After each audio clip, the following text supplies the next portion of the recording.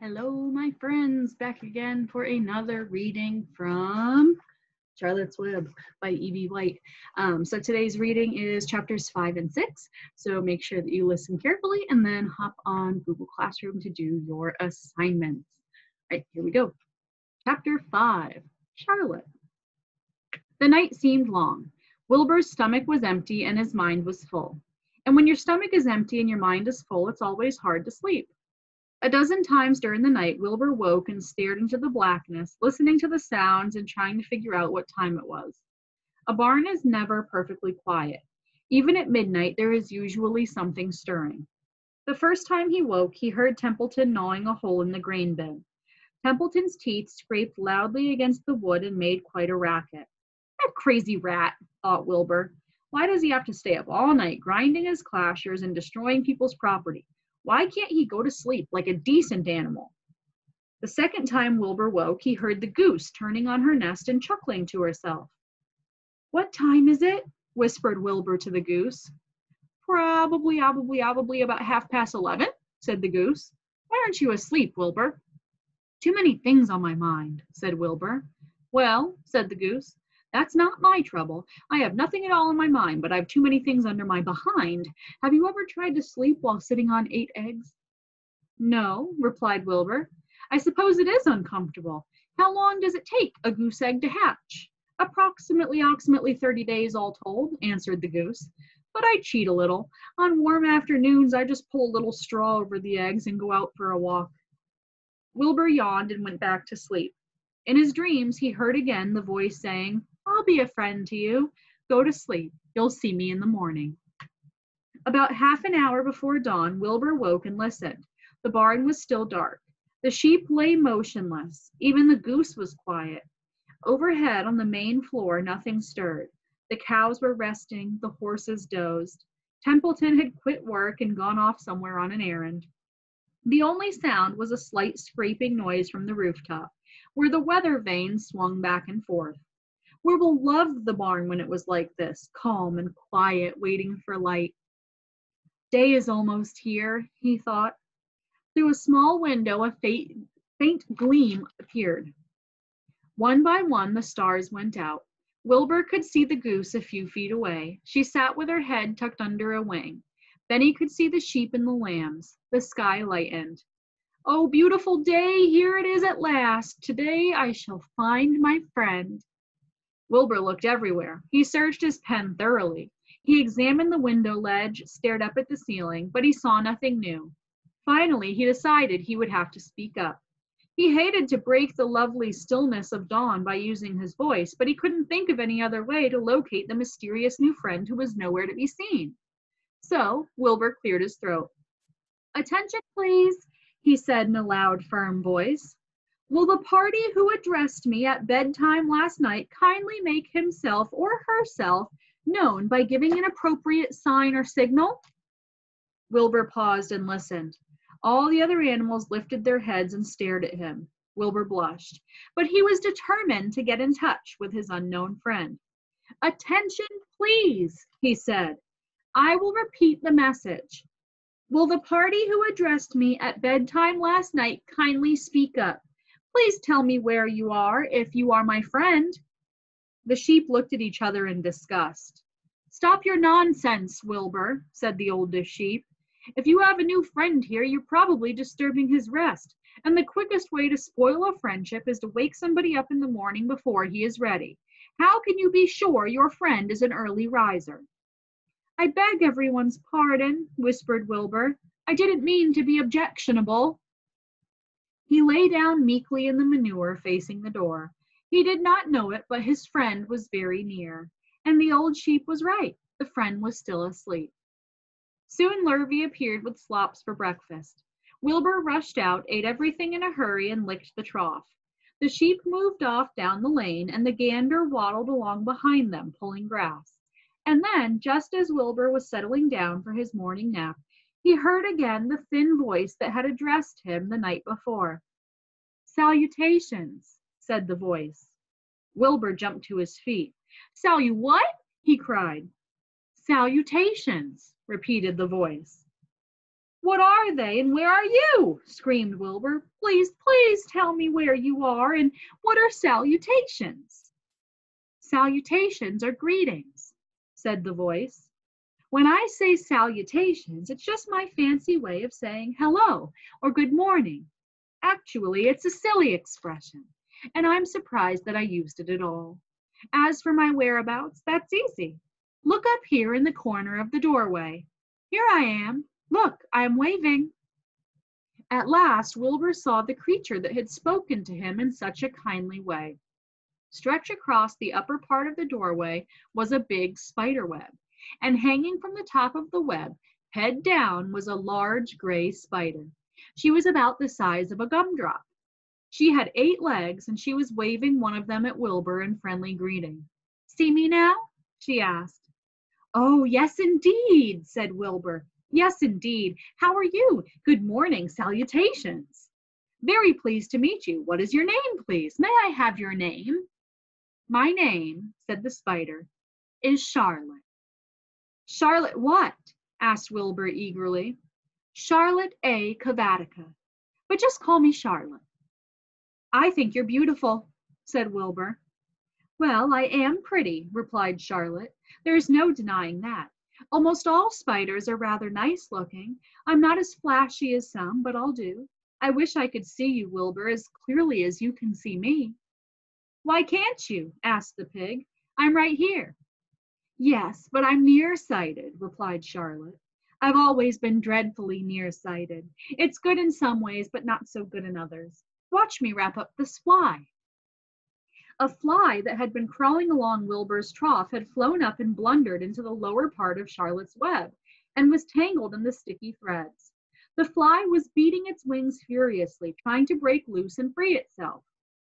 First, said Charlotte, I dive at him. She plunged headfirst toward the fly. As she dropped, a tiny silken thread unwound from her rear end. Next, I wrap him up. She grabbed the fly, threw a few jets of silk around it, and rolled it over and over, wrapping it so that it couldn't move. Wilbur watched in horror. He could hardly believe what he was seeing, and although he detested flies, he was sorry for this one. There, said Charlotte. Now I knock him out so he'll be more comfortable. She bit the fly. He can't feel a thing now, she remarked.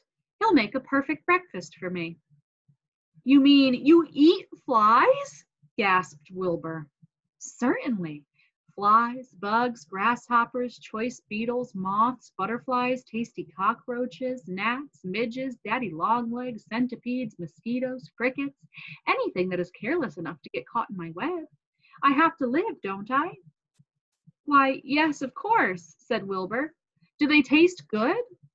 Delicious. Of course, I don't really eat them. I drink them, drink their blood. I love blood, said Charlotte, and her pleasant thin voice grew even thinner and more pleasant. Don't say that, groaned Wilbur. Please don't say things like that. Why not? It's true, and I have to say what is true. I am not entirely happy about my diet of flies and bugs, but it's the way I'm made. A spider has to pick up a living somehow or other, and I happen to be a trapper. I just naturally build a web and trap flies and other insects. My mother was a trapper before me. Her mother was a trapper before her. All our family have been trappers. Way back for thousands and thousands of years, we spiders have been laying for flies and bugs. It's a miserable inheritance, said Wilbur gloomily. He was sad because his new friend was so bloodthirsty. Yes, it is, agreed Charlotte, but I can't help it. I don't know how the first spider in the early days of the world happened to think up this fancy idea of spinning a web, but she did, and it was clever of her too, and since then all us spiders have had to work the same trick. It's not a bad pitch on the whole. It's cruel, replied Wilbur, who did not intend to be argued out of his position. Well, you can't talk, said Charlotte. You have your meals brought to you in a pail. Nobody feeds me. I have to get my own living. I live by my wits. I have to be sharp and clever lest I go hungry. I have to think things out, catch what I can, take what comes. And it just so happens, my friend, that what comes is flies and insects and bugs. And furthermore, said Charlotte, shaking one of her legs, Do you realize that if I didn't catch bugs and eat them, bugs would increase and multiply and get so numerous that they'd destroy the earth, wipe out everything? Really? Said Wilbur. I wouldn't want that to happen. Perhaps your web is a good thing after all. The goose had been listening to this conversation and chuckling to herself. There are a lot of things Wilbur doesn't know about life, she thought. He's really a very innocent little pig. He doesn't even know what's going to happen to him around Christmas time. He has no idea that Mr. Zuckerman and Lurvy are plotting to kill him. And the goose raised herself a bit and poked her eggs, a little further under her, so that they would receive the full heat from her warm body and soft feathers. Charlotte stood quietly over the fly, preparing to eat it. Wilbur lay down and closed his eyes. He was tired from his wakeful night and from the excitement of meeting someone for the first time. A breeze brought him the smell of clover, the sweet-smelling world beyond his fence. Well, he thought, I've got a new friend all right, but what a gamble friendship is. Charlotte is fierce, brutal, scheming, bloodthirsty, everything I don't like. How can I learn to like her, even though she's pretty and, of course, clever? Wilbur was merely suffering the doubts and fears that often go with finding a new friend. In good time, he was to discover that he was mistaken about Charlotte. Underneath her rather bold and cruel exterior, she had a kind heart, and she was to prove loyal and true to the very end. Chapter 6. Summer Days. The early summer days on a farm are the happiest and fairest days of the year. Lilacs bloom and make the air sweet and then fade. Apple blossoms come with the lilacs, and the bees visit around among the apple trees. The days grow warm and soft. School ends, and children have time to play and fish for trouts in the brook. Avery often brought a trout home in his pocket, warm and stiff and ready to be fried for supper. Now that school was over, Fern visited the barn almost every day to sit quietly on her stool. The animals treated her as an equal. The sheep lay calmly at her feet. Around the 1st of July, the work horses were hitched to the mowing machine, and Mr. Zuckerman climbed into the seat and drove into the field. All morning you could hear the rattle of the machine as it went round and round while the tall grass fell down behind the cutter bar in long green swaths. The next day, if there was no thunder shower, all hands would help rake and pitch and load, and the hay would be hauled to the barn in the high hay wagon, with Fern and Avery riding at the top of the load. Then the hay would be hoisted, sweet and warm, into the big loft, until the whole barn seemed like a wonderful bed of timothy and clover. It was fine to jump in, and perfect to hide in, and sometimes Avery would find a little grass snake in the hay and would add it to the other things in his pocket.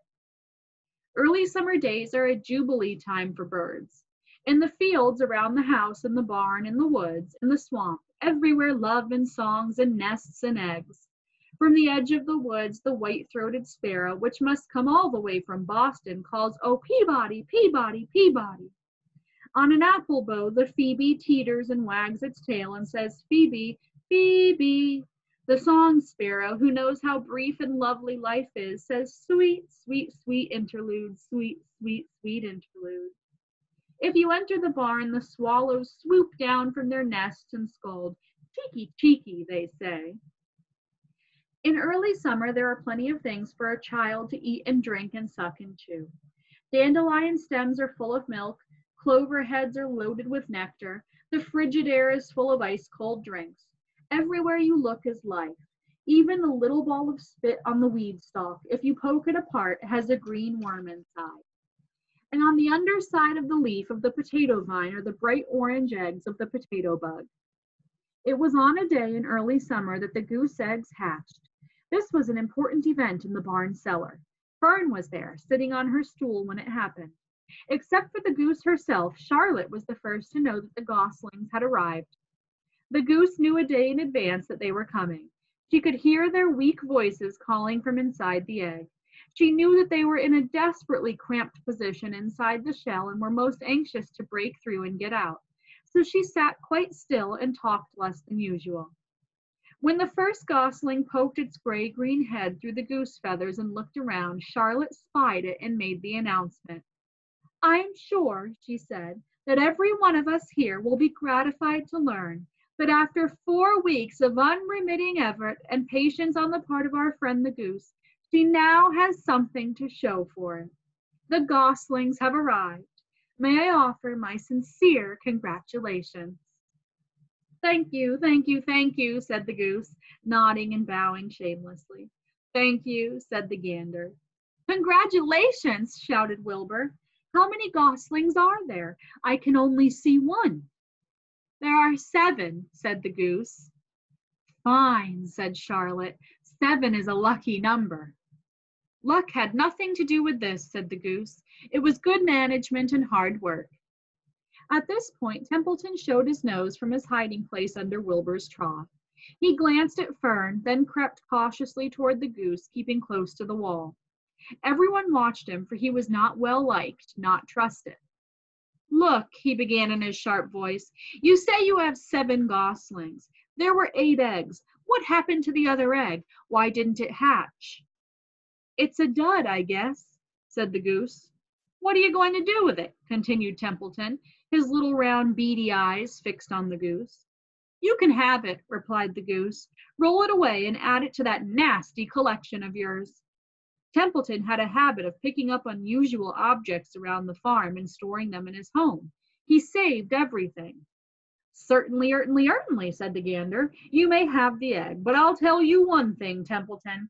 If I ever catch you poking your ugly nose around our goslings, I'll give you the worst pounding a rat ever took. And the gander opened his strong wings and beat the air with them to show his power. He was strong and brave, but the truth is both the goose and the gander were worried about Templeton. And with good reason. The rat had no morals, no conscience, no scruples, no consideration, no decency, no milk of rodent kindness, no compunctions, no higher feeling, no friendliness, no anything. He would kill a gosling if he could get away with it. The goose knew that. Everybody knew it. With her broad bill, the goose pushed the unhatched egg out of the nest, and the entire company watched in disgust while the rat rolled it away. Even Wilbur, who could eat almost anything, was appalled. Imagine wanting a junky old rotten egg, he muttered. A rat is a rat, said Charlotte. She laughed a tinkling little laugh. But my friends, if that ancient egg ever breaks, this barn will be untenable. What's that mean? Asked Wilbur. It means nobody will be able to live here on account of the smell. A rotten egg is a regular stink bomb. I won't break it, snarled Templeton. I know what I'm doing. I handle stuff like this all the time. He disappeared into his tunnel, pushed the goose egg in front of him. He pushed and nudged till he succeeded in rolling it to his lair under the trough. That afternoon, when the wind had died down and the barnyard was quiet and warm, the gray goose led her 7 goslings off the nest and out into the world. Mr. Zuckerman spied them when he came with Wilbur's supper. Well, hello there, he said, smiling all over. Let's see. 1, 2, 3, 4, 5, 6, 7. 7 baby geese. Now, isn't that lovely? All right, so make sure you hop on Google Classroom and get your work done for today. Don't forget, hit the turn in button or you will not be able to get a grade for your work. That turn in button sends the work to the teacher. So make sure that you push that when you are done. All right, see you guys next time for the next chapters. Bye.